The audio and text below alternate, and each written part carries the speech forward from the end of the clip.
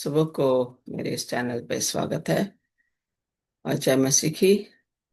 I want to wish all my viewers a very happy day and thank you that God has given me the privilege that I can thank Him for this privilege of bringing the message to you.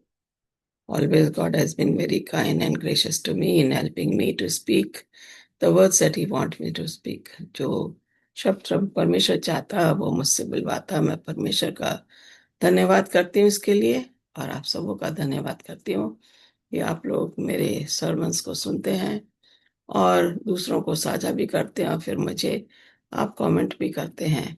तो आप लोगों का धन्यवाद हो और आप ऐसे ही करते रहिए ताकि आपको नए नए संदेश मिलते रहें। And God is really going to bless you when you subscribe to my channel and listen to the word of God.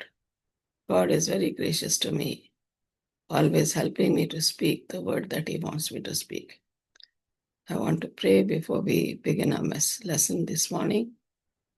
Father in heaven, once again, it's a privilege for us that we can come to your presence. You've given me the words to speak. You always are there when I prepare the messages. You give me the topics that I need to prepare. And therefore, God, thank you for using me for your service mightily.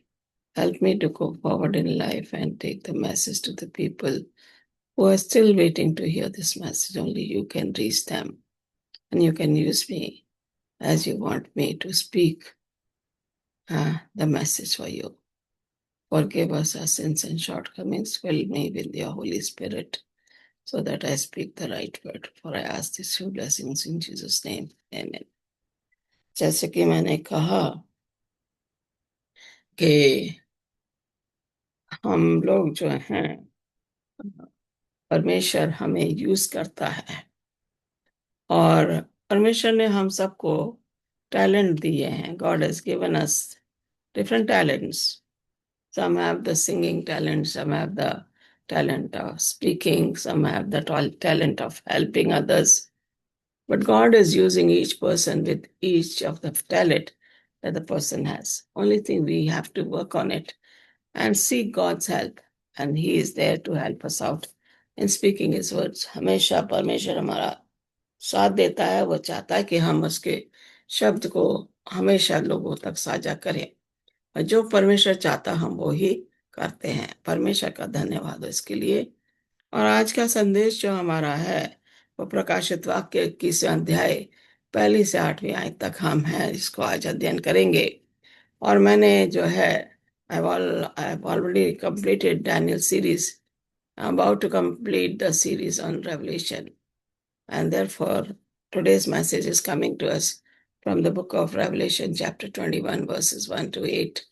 प्रकाशित वाक्य के 21वें अध्याय के पहली 8 आयतों को हम अध्ययन करेंगे और परमेश्वर हमारे साथ है. परमेश्वर का धन्यवाद हो हमारे इस संदेश के लिए लोगों तक पहुंचाने में. आइए अपनी स्लाइड्स में जाएंगे और देखते हैं कि आज हम क्या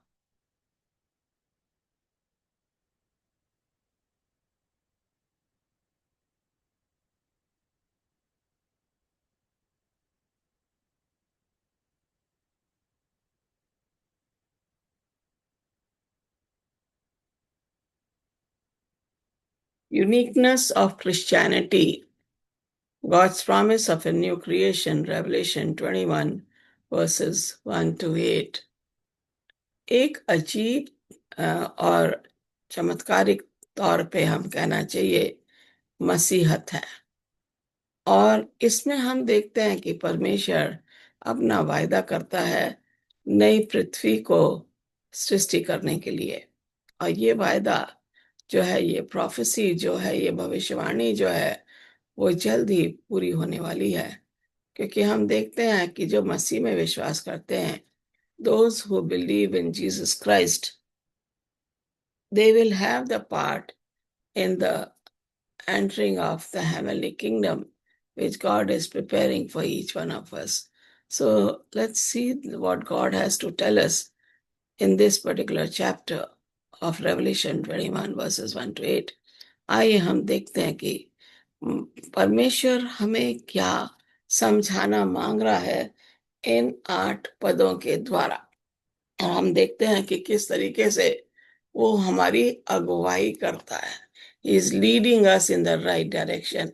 And therefore, we see the first verse, it says, the New Jerusalem.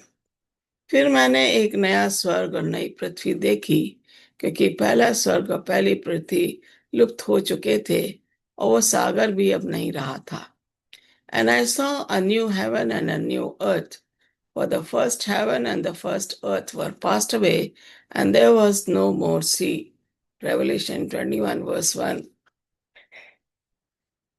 Now it talks about first heaven and first earth.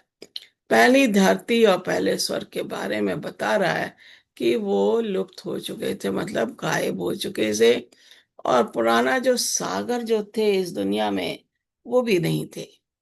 तो यहाँ पे जो है, जब हमें नई चीज लेनी है तो हमें पुरानी को डिस्कार्ड करना पड़ता है. If we want to buy a new dress, a new thing in our house, we have to discard the old things. In the same way, to establish a new heaven and a new earth, God has to get rid of old earth, old sky, and old seas and oceans. परमेश्वर को जो है पुरानी धरती से छुटकारा पाना है, तभी वो नई धरती की स्थापना कर सकता है, नए यरूशलेम की स्थापना कर सकता है. अब पुरानी स्वर्ग और पुरानी पृथ्वी को क्यों अलग करना है? Because the old world is full of sin. It has been corrupted and corruption has to go away. जो पुरानी बातें हैं, पुरानी चीजें जो पाप से भरी हुई दुनिया थी, उसको तो हटना ही होगा, तभी नया यरूशलेम की स्थापना होगी इस पृथ्वी पर. इसलिए यहाँ पे ये कह रहा है, the first heaven and the first heaven and the first earth were passed away, there was no more sea, because God is waiting to establish the new Jerusalem, and all his people are going to be staying in that forever. और इंतजार में है कि कब इस धरती के लोग जो हैं उसका अंत हो, पाप को हटाया जाए और नया यरूशलेम स्थापित हो. यहाँ पे आगे हम देखते हैं, मैंने यरूशलेम की वो पवित्र नगरी भी आकाश से बाहर निकल के परमेश्वर की ओर से नीचे उतरते देखी. उस नगरी को ऐसे सजाया गया था जैसे मानो किसी दुल्हन को उसके पति के लिए सजाया गया हो. Then I, John, saw the holy city, New Jerusalem, coming down out of the heaven from God, prepared as a bride adorned for her husband. Now we see here John the Revelator, John the Beloved, दोनों एक ही हैं. इनको जो है नई पृथ्वी के बारे में एक दर्शन दिया गया था, और ये दर्शन उन्हें पटमस टापू पे मिला था. He got this vision on the island of Patmos. God showed him the holy city and how it was coming down. It was decorated like a bride. उसकी सजावट एक दुल्हन के समान थी, और जो अपने पति के लिए तैयार होती है. तो ये पवित्र नगरी है. There is no sin, no corruption, no problems, no sorrow, nothing. This is what God is willing to establish for us and to take us into this new kingdom that He is preparing for each one of us.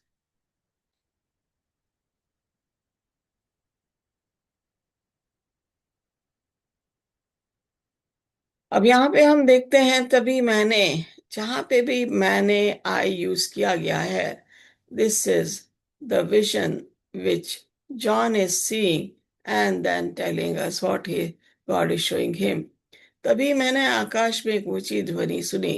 He heard a great voice in heaven, and the voice was saying, देखो अब परमेश्वर का मंदिर मनुष्य के बीच है और वह उन्हें के बीच घर पर बनाकर रहा करेगा। वे उसकी प्रजा होंगे, स्वयं परमेश्वर उनका परमेश्वर होगा। It says, Behold, the tabernacle of God is with man. परमेश्वर की हैकल, परमेश्वर का मंदिर जो है विश्वासी लोगों के साथ होगा और परमेश्वर हमारे बीच में वास करेगा। God is going to dwell among his people and God is going to be the God of his chosen generation, that is we, the believers of Jesus Christ. मसीह के विश्वासी लोग जो कि हम हैं, परमेश्वर हमें उस नगरी में रखेगा और वो हमारे साथ रहेगा। ये परमेश्वर का वायदा, और वो वेट कर रहा है कि कब ये दुनिया का खात्मा हो। बहुत जल्दी दुनिया का खात्मा होने वाला है और उसका आगमन बहुत जल्दी है।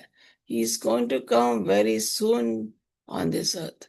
The last events of the world's history are going to be the rapid events.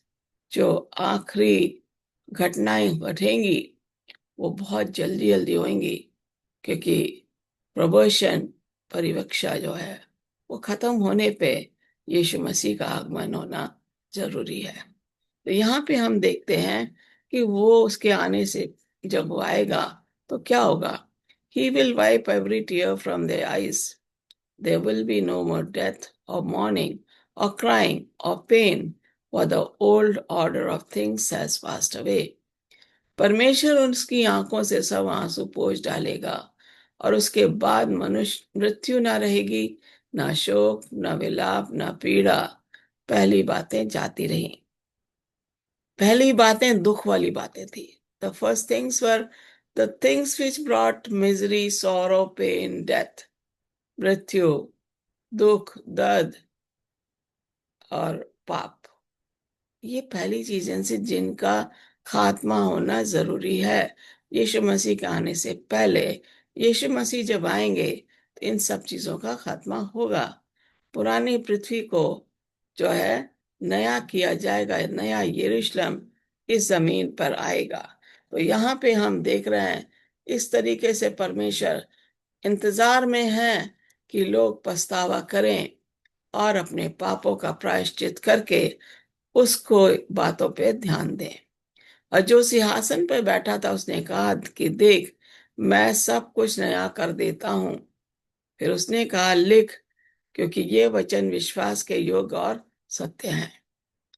And he that sat upon the throne said, Behold, I make all things new.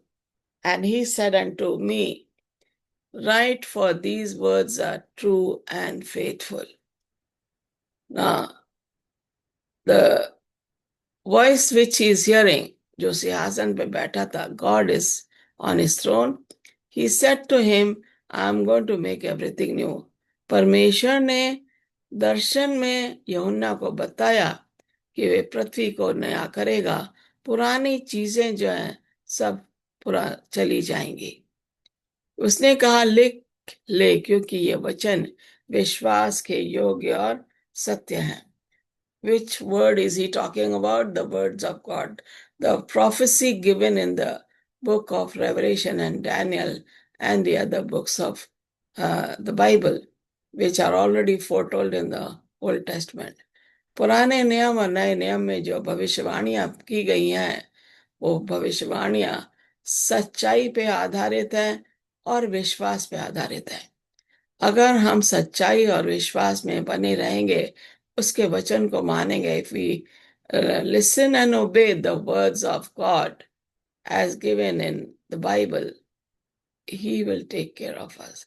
He will give us everything and make us a new person. वो हमें एक नया इंसान बनाएगा।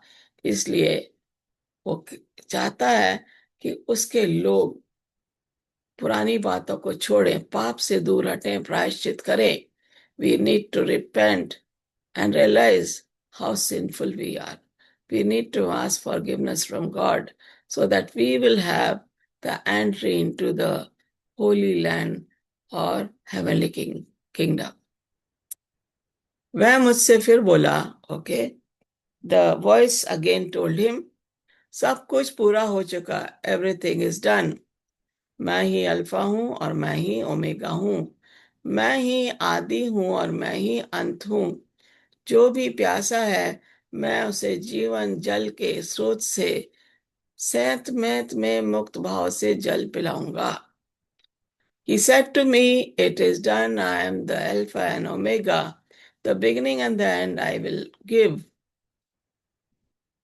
water as a gift to the thirsty from the springs of life." Verse 6 of Revelation 21. मैं सैत मैत में ही पिला दूंगा। That means हमारे लिए अनंत जीवन का जो जल है वो परमेश्वर ने हमें रखा है। हम उस पर विश्वास करेंगे and we will have the eternal water from the springs of life. Now he also says it is done. We remember, ये कहता है कि पूरा हुआ, सब कुछ पूरा हो चुका। आपको भाइयों बहनों याद होगा कि जब यीशु मसीह क्रूस पे थे तो उन्होंने कहा इट इज फिनिश्ड, पूरा हो गया। और यहाँ पे जब न हमारा जो जजमेंट हो रहा है हेवन में, उस टाइम में यीशु मसीह कहेंगे it is done. That means सब कुछ पूरा हो चुका। मैं ही अल्फा और मैं ही ओमेगा हूँ। Genesis 1:1 says, in the beginning God created heaven and earth. उत्पत्ति 1:1 में कहता है कि परमेश्वर ने आदि में इस सृष्टि की रचना की। इसका मतलब परमेश्वर आदि में भी था, कल भी था, परमेश्वर आज भी है, और परमेश्वर हम मर भी जाएंगे तो भी परमेश्वर भविष्य में भी है। God was there same in the beginning of this creation. God was there when the world was destroyed by flood. God is there when the world will be destroyed once again and purified by fire. परमेश्वर जो था वो कल भी वही था। परमेश्वर कल भी वही था जब नूह के तूफान को नूह के तूफान के द्वारा उस दुनिया को तबाह किया गया। परमेश्वर आज भी वही है। वो इंतजार में है कि हम अपने पापों का प्रायश्चित करें। परमेश्वर कल भी वही रहेगा जब इस दुनिया को आग और गंधक से पवित्र किया जाएगा। इसलिए वो कहता है मैं अल्फा और ओमेगा हूं। I am alpha and omega, I am the beginning and the end. Very clearly he says this, and we know that God is there from the beginning of this world. God will be there even after the end of this world. There is no end to God. God, He is there from the beginning. So let's remember that God is always taking care of His people. Now it says here, he that overcometh shall inherit all things, and I will be his God, and he shall be my son. जो विजय होगा वो उस सब कुछ का मालिक बनेगा। मैं उसका परमेश्वर होऊंगा और वह मेरा पुत्र होगा। Now, what are those things we had to overcome? Our sinful life, our realization that Jesus died for our sins. He's given me already the way to the salvation. And I need to leave my old sinful life. Then only I will be known as the child of God. मुझे परमेश्वर के पास आना है, अपने पापों का प्रायश्चित करना है। मुझे मालूम है कि मैं पापी संसार में हूं। परमेश्वर पाप से नफरत करता, पापी से नहीं, पापी से प्यार करता है। तो कहता है कि वो उन चीजों पे जब हम विजय प्राप्त करेंगे तो वो हमें अपना बेटा और बेटी कहलाएगा। So we have to leave a sinful world, sinful nature, all things of sin, and hang on to God's promises. And then He will call us His sons and daughters. Now we see here next किंतु कायरों, अविश्वासियों, दुर्बुद्धियों, हत्यारों, व्यभिचारियों, जाति टोना करने वालों, मूर्ति पूजकों, सभी झूठ बोलने वालों को भभकती गंधक की जलती झील में अपना हिस्सा बटाना होगा। यही दूसरी मृत्यु है। All liars will have their part in the lake that burns with fire and brimstone, which is the second death. अब सेकंड डेथ है क्या? एक तो डेथ अजीजों है, the first death is we all have to die because of our since.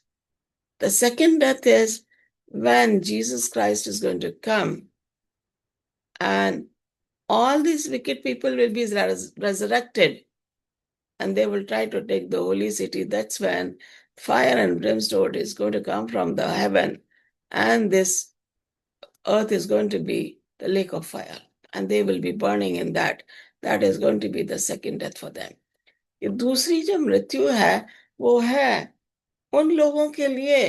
पहली मृत्यु सभी को मरना है, लेकिन दूसरी मृत्यु उन लोगों के लिए है जिन्होंने विश्वास नहीं किया, जो हत्यारे हैं, जो दुर्बुद्धि वाले लोग हैं, जो कायर हैं, जो व्यभिचारी हैं, जो जादू टोना, मूर्ति पूजक, कत्ल करने वाले और जितने भी लोग हैं बुरी आदतों में जो पड़े हैं, उन सबको भभकती गंधक की झील में डाला जाएगा.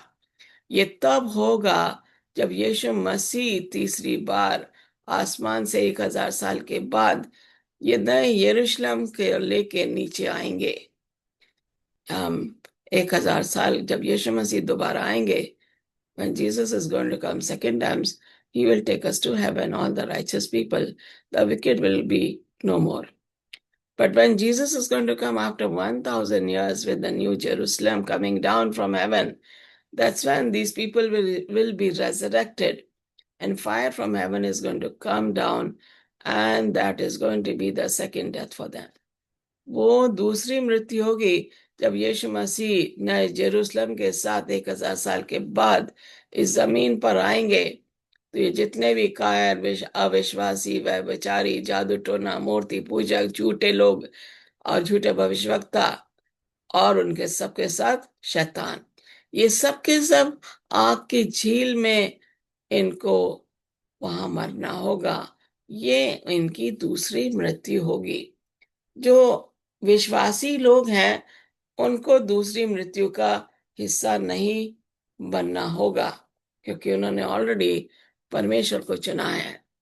He says, yeah, but as for the cowardly, the faithless, the detestable, as for murderers, the sexually immoral, sorcerers, idolaters, and all liars, their portion will be in the lake that burns with fire and sulfur, which is the second death. अब यहाँ पे भी वही चीज है जो कि मैंने पढ़ी हिंदी में, कि कायर लोग, जो अविश्वासी लोग हैं, व्यभिचारी हैं, झूठे लोग हैं और शैतान के लोग हैं, झूठे भविष्यवक्ता हैं, ये सब का सब उस आग में जलेंगे जो कि इनकी दूसरी मृत्यु होगी. दूसरी मृत्यु से इन्हें कोई नहीं बचा पाएगा. Nobody will be able to save them from the second death. They will have to be burning in the lake of fire forever and ever till they die. And the earth will be purified with fire and brimstone. इस पृथ्वी को पवित्र किया जाएगा आग से, और तब नया यरूशलेम स्थापित होगा जहां पे ना रोना, ना पीटना, ना दर्द, ना मृत्यु, कुछ भी नहीं होगा. When the new Jerusalem is going to come down on this earth, God is going to be with us. There's going to be no crying, no groaning, no diseases, no sickness, no death. We will all be living with God in that new Jerusalem forever and ever. Are you willing to wait for that great day? आइए, क्या आप उस दिन के इंतजार में हैं कि जब परमेश्वर आए और आपको जो है स्वर्ग में ले जाए? तो आप क्या उस दिन के इंतजार में हैं? Are you waiting for that great day when Jesus is going to come and resurrect the dead righteous people and the living righteous people and take them to heaven for 1000 years. क्या उस भीड़ में आप शामिल होगे जिसमें परमेश्वर 1000 साल के लिए विश्वासी लोगों को जो कब्र में है और जिंदा हैं उन सबको हेवन स्वर्ग में ले जाएगा 1000 साल के लिए, और 1000 साल के बाद नए यरूशलेम में हम सब लोग रहेंगे परमेश्वर के साथ? क्या आप उस दिन का इंतजार कर रहे हैं? क्या आप चाहते हैं कि आप स्वर्ग में जाएं? तो आइए परमेश्वर के साथ बने रहिए, उस दिन का इंतजार कीजिए जब परमेश्वर हमें ले जाएगा आसमान में। मैं भी जाना मांगती हूँ और मैं चाहती हूँ कि जितने विश्वासी लोग हैं और जिन्होंने इस वचन को नहीं सुना है वो भी उसको सुने और अपने आप को स्वर्गीय स्थान के लायक बनाए, उसके वचन को सुने। We must hear the word of God, believe his promises, hang on to the truth which is given in the Bible. Then only we will be able to go close to God. Let's pray. प्यारे खुदा, हम शुक्रगुजार करते हैं एक अच्छे programme संदेश के लिए। तेरा धन्यवाद हो कि तूने मुझे शब्द दिए, मुझे हिम्मत दी और मैं इसको लोगों तक साझा कर सकूं। परमेश्वर तो लोगों के दिलों को छू ताकि वे इसको सुने और दूसरे लोगों तक साझा करें और सब्सक्राइब करें इस चैनल को, ताकि ज्यादा से ज्यादा लोग तेरे भवन में आए और अपने आप को स्वर्ग स्थान के लिए तैयार करें। उनके परिवारों को आशीषित कर जो इस सच्चाई से दूर है, तू ही उनको अपने निकट ला सकता है। तेरा धन्यवाद हो हम पापियों को क्षमा करने के लिए।